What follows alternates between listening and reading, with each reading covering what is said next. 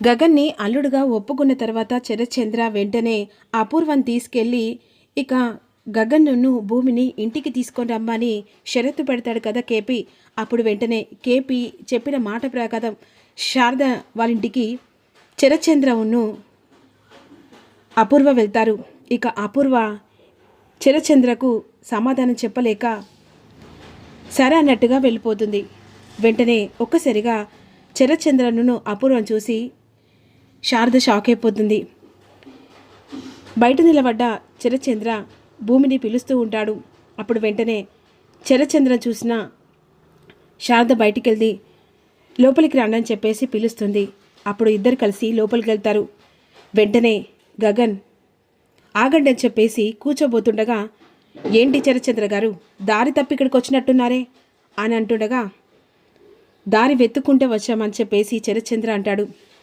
అయినా మర్యాద వాళ్ళకి కూర్చోమనే అధికారం ఉంటుంది. మర్యాద లేని వాళ్ళను కూర్చోబెట్టి మాట్లాడడం ఏంటమ్మా? ఫస్ట్ వాళ్ళను బయటికి గెంటే అని చెప్పేసి గగన్ మాటలకు ఏం మాట్లాడుతున్నారా బావా? వాడు చూసావా? వాడిని ఇల్లు చొచ్చుకొని వచ్చామని చెప్పేసి వాడు ఎలా మాట్లాడుతున్నాడు? అపూర్వ, ఎన్నన్నా సరే ఇప్పుడు భూమిని ఇంటికి తీసుకెళ్ళాలి, గగన్ని కూడా తీసుకెళ్ళాలి అని చెప్పేసి ఈ విధంగా అంటూ ఉంటాడు. ఇదేంటి బావ అసలు ఎందుకు ఇలా మాట్లాడుతున్నాడో అర్థం కావట్లేదు. వాడు నానా మాటలు ఎన్ని అవమానించినట్టు మాట్లాడుతున్నాడు. మీరు కూర్చునే అర్హత లేదు కానీ శరత్చంద్ర గారు, విషయం ఏంటి ముందు చెప్పండి అని గగన్ కాళ్ళ మీద కాలేసుకొని కూర్చుంటారు. ఏం లేదు గగన్, మీ ఇద్దరిని మా ఇంటికి తీసుకెళ్ళడానికి వచ్చాను అని అనేసరికి భూమి సంతోషంతో ఇక కళ్ళ నీళ్ళు వస్తూ ఉంటాయి.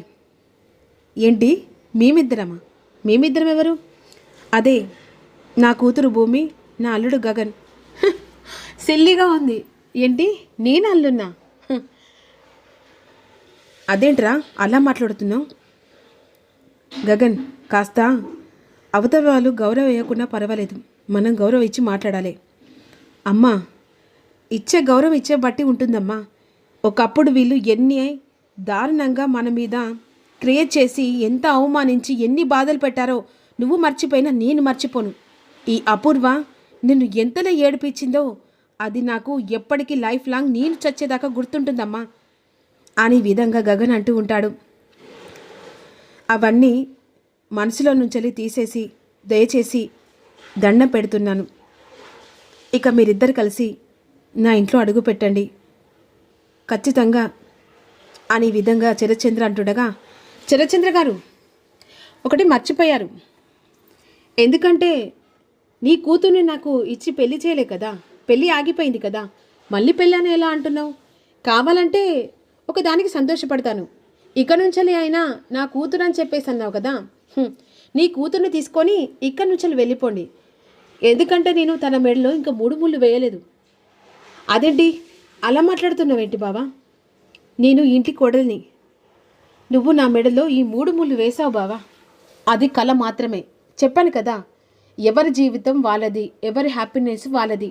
అలా అని చెప్పేసి ఆ జీవితాన్ని ఒకరి మీద రుద్ది హ్యాపీగా పంచాలని చెప్పేసి నువ్వు అనుకుంటున్నావు, కానీ నేను మాత్రం అనుకోవట్లేదు. నీకు ఇష్టంగా వెళ్ళాలనుకుంటే ఆల్మోస్ట్ వెల్కమ్, అంటే వెళ్ళిపోవచ్చు, నాకు ఎలాంటి అభ్యంతరం లేదు, అది నీ పుట్టిల్లు కాబట్టి. బట్ నేను మాత్రం రాను అని చెప్పేసి గగన్ పైకి వెళ్ళిపోతాడు. అమ్మ భూమి, ఇద్దరు కలిసి రావాలని కోరుకుంటాను తల్లి. శారద, మనసులో అవన్నీ పెట్టుకోకుండా దయచేసి మీ అన్నయ్య అనుకొని నా మాట కాదనలేక ఇద్దరిని పంపించు అని శరత్చంద్ర మాటలకు శారద ఆశ్చర్యపోతుంది. వెళ్ళొస్తామమ్మా అని చెప్పేసి ఇద్దరు కలిసి వెళ్ళిపోతారు. ఏంటి బాబా నువ్వు ఇలా ఎలా మారావో నాకు అర్థం కావట్లేదు. అసలు ఏం జరుగుతుంది? నువ్వేనా అసలు భూమిని గగన్ చూస్తే ఎంత మండిపడేవాడివి. వాడు అన్నేసి మాటలన్నా కూడా కనీసం మాట మర్యాద లేకుండా మాట్లాడుతున్నా కూడా రెస్పెక్ట్ లేకుండా నువ్వు అయినా కూడా వానికి తల వంచి రమ్మని చెప్తున్నావేంటి బావా? అపూర్వ, వెళ్దాం పదా అని చెప్పేసి వెళ్తాడు.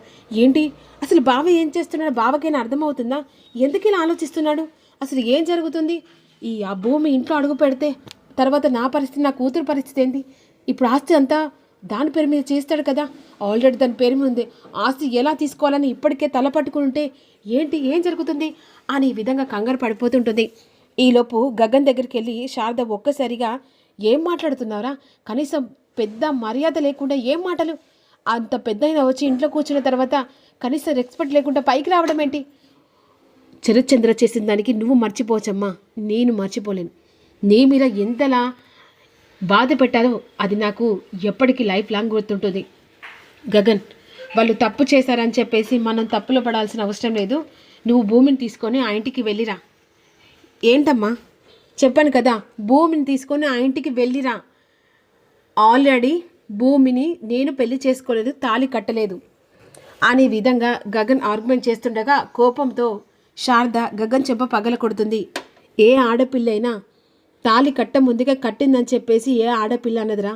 నువ్వు ఎలా ఉండి ఏ మైకంలో ఉండి తన మెల్ల 3 ముళ్ళు వేశావో అప్పుడే ఇంటి కోడలైపోయింది. ఇక నుంచెలైనా కాస్త ఆలోచించి ముందడుగు వేయి. మనసులో ఏదో దురుద్దేశం పెట్టుకొని భూమిని సాధించాలని చెప్పేసి అనుకుంటున్నావు కావచ్చు.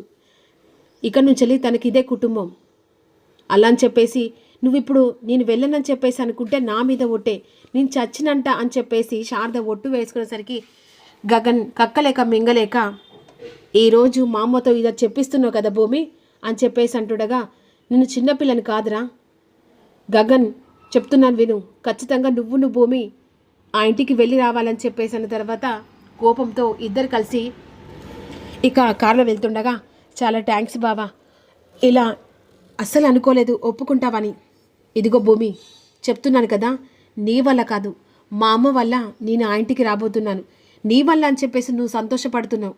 మా అమ్మ ఒట్టేయించుకున్నది కాబట్టే నేను నీతో పాటుగా వస్తున్నాను అని చెప్పేసి అంటుండగా, ఏదైతే అది జరిగింది, అత్తయ్య వల్ల అయితే మళ్ళీ తిరిగి నేను ఆ ఇంటికి వెళ్తున్నాను అని చెప్పేసి అనుకుంటుండగా ఈలోపు వెంటనే ఇక వస్తున్నారమ్మా అని చెప్పేసి శరత్చంద్ర కాల్ చేస్తాను.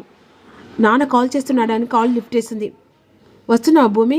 అల్లుడు గారికి ఇట్లా వస్తున్నా నాన్న. అపూర్వ, ఏంటి బావా త్వరగా కిందికి రా. మీరా? ఏంటన్నయ్యా? త్వరగా హారతి సిద్ధం చేయి. ఏంటన్నయ్యా? ఏంటి బావా ఎవరైనా వస్తున్నారా? అవును, గెస్టులు వస్తున్నారు, చాలా ఇంపార్టెంట్ గెస్టులు. సరే అన్నయ్య, నేను వెళ్ళి హారతి ప్లేట్ తీసుకొని వస్తాను, త్వరగా అని చెప్పేసి ఈ విధంగా శరత్చంద్ర అన్న తర్వాత ఇక వెంటనే గగనను భూమి అలా లోపలికి వస్తూ ఉంటారు.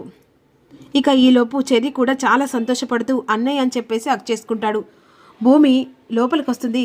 గగన్ని 1 నిమిషం అని చెప్పేసి అక్కడ ఇక శరత్చంద్ర ఆగమంటాడు. మీరా అందరూ చూసి షాక్ అయిపోతారు.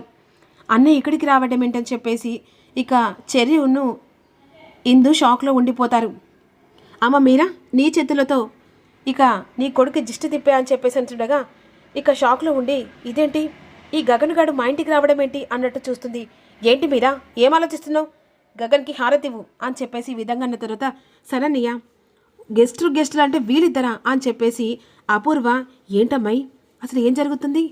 ఈ గగన్ గాడు ఏంటాలుడా? అవును పిన్ని, అసలు బావ ఏం చేస్తున్నాడో అర్థం కావట్లేదు. అయిపోయిందమ్మాయి, నీ జీవితం అంతే సంకనాకినట్టే. ఇక నువ్వు చిప్ప పట్టుకొని ఆడుకొని తినవలసింది. పిన్ని అంతే అమ్మాయి, ఇంకేంది, కూతురు అడుగు పెట్టింది, అల్లుడు కూడా ఓకే అయింది. ఆ తర్వాత నీ జీవితం ఒక్కసారి ఆలోచించుకో. అడుక్కునే జీవితం, ఆ తర్వాత మీ బావకు ఇక నీకు ప్రేమ ఉండదు. ఇందులో అల్లుడు బిడ్డ వాళ్ళే ప్రపంచం. ఆ తర్వాత నీకు ఏముండదు. పిన్ని నువ్వు లేనిపోని అని చెప్పి నాకు డిస్టర్బ్ చేయకు. మీరా హారతి ప్లేట్ తీసుకొని హారతి ఇవ్వమ్మా అని చెప్పేసి హారతి ఇస్తుండగా ఈలోపు గగన్ లోపలికి వస్తాడు. హారతి ఇచ్చిన తర్వాత ఇక వెంటనే గగన్ని చూసి సంతోషపడుతూ ఉంటాడు కేపీ. లోపలికి వచ్చిన తర్వాత అన్నయ్య కూర్చొని చెప్పేసి ఇక అన్నీ అరేంజ్మెంట్ చేశారు కదా అన్న తర్వాత ఇక డైనింగ్ టేబుల్ మీద నచ్చిన ఫుడ్ అన్నీ అరేంజ్ చేస్తారు. బాబు అన్నం తింటురా అని చెప్పేసి అందరూ మాట్లాడిన తర్వాత, నేను తినను, నేను ఇక్కడికి తినడానికి రాలేదు, ఒక మాట చెప్పి నీ కూతుర్ని నీకు అప్ప చెప్పడానికి వచ్చాను. ఏమంటున్నావు బాబు? అప్ప చెప్పడం ఏంటి? అవును శరత్చంద్ర గారు, ఇందాక వచ్చానంటే ఏదో నేను ఇంటి అల్లుడుగా వచ్చానని చెప్పేసి నువ్వు అనుకుంటున్నావేమో. నేను అలా రాలేదు. ఎలా వచ్చానంటే నీ కూతుర్ని లైఫ్ లాంగ్ నీ ఇంట్లోనే వదిలిపెట్టడానికి వచ్చాను. ఏంటి బావా ఏం మాట్లాడుతున్నావు? అర్థమవుతుందా? 1 నిమిషం నేను చెప్పేది విను భూమి. ఏం లేదు శరత్చంద్ర గారు, నీ కూతుర్ని పెళ్లి చేసుకున్నా అని చెప్పేసి మీరు అనుకుంటున్నారు. నేను పెళ్లి చేసుకోలేదని నేను అంటున్నాను. అందుకనే పెళ్లి చేసుకున్నానా లేదా అని పక్కన పెడితే నీ కూతురికి విడాకులు ఇవ్వాలని చెప్పేసి నేను అనుకుంటున్నాను. ఇక నీ కూతురికి నాకు ఎలాంటి సంబంధం లేదు. పెళ్లి చేసుకున్నానని చెప్పేసి మీరు అనుకుంటున్నారు కదా. భూమి అంటే నాకు ఇష్టం లేదు. తన జీవితం, తన లైఫ్ ఎలా ఉండాలనుకుంటుందో అలా ఉండని. ఇక పెళ్లి పేరుతో తనని బంధించడం కూడా నాకు ఇష్టం లేదు. అందుకనే నేను దృష్టిలో పెట్టుకొని భూమికి విడాకులు ఇచ్చి నా దారి నాది, తన దారి దానిది. ఇక నుంచెలి నీ కూతురు నీ ఇంట్లోనే ఉంటుంది. నీకు నచ్చిన వాడితో నీ కూతుర్ని ఇష్టంగా పెళ్లి చేసుకో అని అనేసరికి భూమి, కేపీ అందరూ షాకింగ్గా చూస్తుంటారు. ఏంటి బావా, పిచ్చికని పట్టిందా? ఏం మాట్లాడుతున్నావు? అంతే కదా భూమి, నువ్వు ఎవరితో హ్యాపీగా ఉండాలనుకుంటున్నావో వాళ్ళతో ఉండు. ఎవరితో ఏంటి బావా, నువ్వే నా లోకం. నేను ఎంతలా ప్రేమించానో నీకు తెలియదా? అది ఒకప్పుడు నా భూమి నన్ను మాత్రమే ప్రేమించేది. ఇప్పుడు ఆ ప్రేమ అనేది కరిగిపోయింది. నీకు కావలసిన వాళ్ళు దగ్గర అవుతున్నారు కదా. ఏం మాట్లాడుతున్నావు బావా, నువ్వు మాట నాకు అర్థం కావట్లేదు. ఏముంది భూమి, నీకు నచ్చిన వాళ్ళు ఆ సూర్యతో నువ్వు హ్యాపీగా జర్నీ చేస్తూ హ్యాపీగా ఉంటున్నావు కదా. అందుకనే నీ ఇష్టాన్ని నేనెందుకు కాదనలే. అందుకనే నీకు ఇష్టమైన వాడిని పెళ్లి చేసుకొని హ్యాపీగా ఉండు అని అంటేసరికి కేపీ ఒక్కసారి షాక్ అయిపోతాడు. ఏం మాట్లాడుతున్నావు బావా, నేను ఎస్ఐతో తిరగడం ఏంటి? ఈ కళ్ళతో చాలా చాలా చూశాను. అందుకనే విడాకులు ఇస్తున్నాను, నేను వెళ్ళిపోతున్నసరికి భూమి ఒక్కసారి షాక్లో ఉండిపోతుంది. మరి ఏం జరుగుతుందని